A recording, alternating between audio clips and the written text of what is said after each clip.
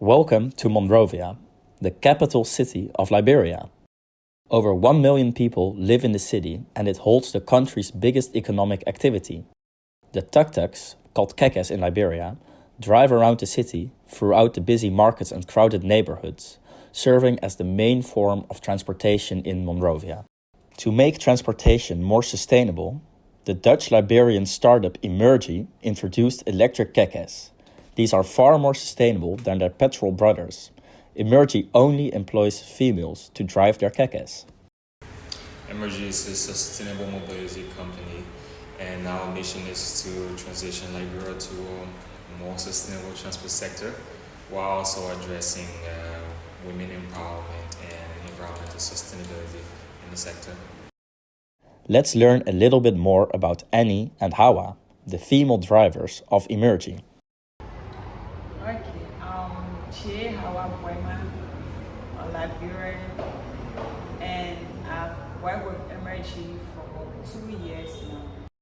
Let's meet the other driver, Annie. So I became a driver to be an example to other females out there. Telling them that whatever men do, we women can do better.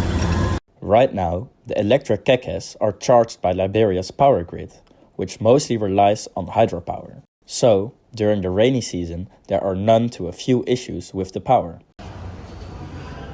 So now you're unplugging the keke. Yeah. So now I'm going to check the percentage of the battery before going out. But when the dry season comes around, the power cuts can become more frequent and can last up to 12 hours a day. Another thing is electricity based on our current status, because sometimes it comes and goes. So if there is low current, it delays our charge. When there is delay in my day, I just feel discouraged because it's going to break me down. I'm going to be just down, reading, not working, not making money. These power cuts make it impossible for the kekes to charge, and therefore hinders the female drivers from having reliable working hours. So the impact is twofold. So for the business, it means if the vehicles are not out on the road, we won't get our fees, which is a problem. And for the drivers, it is different. So the drivers don't have to pay us if the vehicle's not available, of course, but it does mean that they can work less hours, or less drivers can be deployed at the same time, which means that their income would be lower as well, because they have less working hours. Hi, we're the TU Delft team. In the following 3 months, we will help make the charging more reliable and sustainable. Since Liberia has had a lot of sun hours, we are going to implement a solar charging system. It's not as simple as just installing solar panels. The kekes need to be able to charge during the night. Therefore, we need to add a battery pack. To be cost efficient, we will be making a charging schedule, making use of the peak sun hours as much as possible. For the charging schedule, it is of great importance to know at which hours there are peaks in traffic.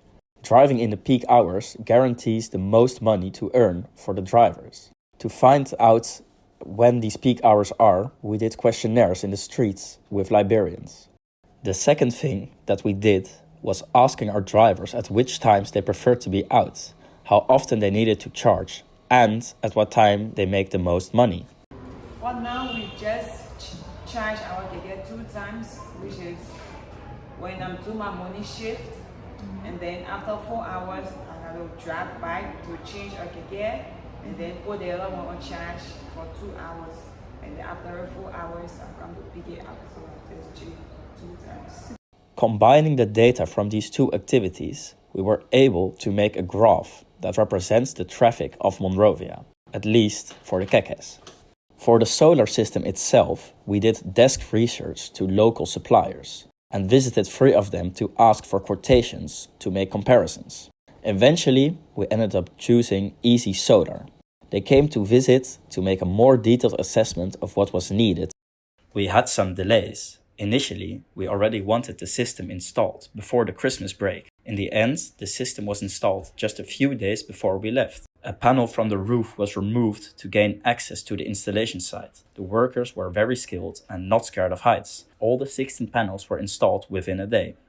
After that, They ran all the cables and made the necessary holes needed. The next step was installing the batteries. The system consists of 4 batteries, which add up to 21 kilowatt hours. Unfortunately, the system wasn't completely installed when we left, but something can already be said about the impact. Yes, 100%. We have 100% changes in our company. Like we don't have to wait for LDC to come before we have a perfect day. Now we have our solar panel operating smooth. And we're also reducing our carbon emissions even further. So our rides are more sustainable. I think it impacts the drivers a lot. The drivers need to switch the vehicles during the day because they drive more than the vehicle range.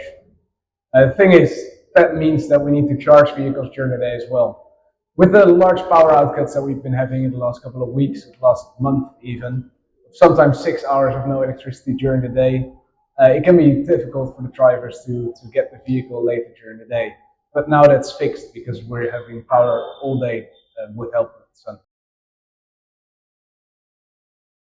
I like everything about it because it helped me do my work smooth. Like I drive throughout the day without any stress. I don't have to wait for EDC anymore. Like for example, I have current issues. I drive in the morning and then I have to wait for 2 to 3 hours when I come and get it's not charged. But with my solar panel, with my new system, I don't have to wait any time, any hour, any minute come. My keke is fully charged. We want to thank Emergi for the past 3 months. We have been very grateful to be able to collaborate with them. And we are excited to see how Emergi will thrive in the future.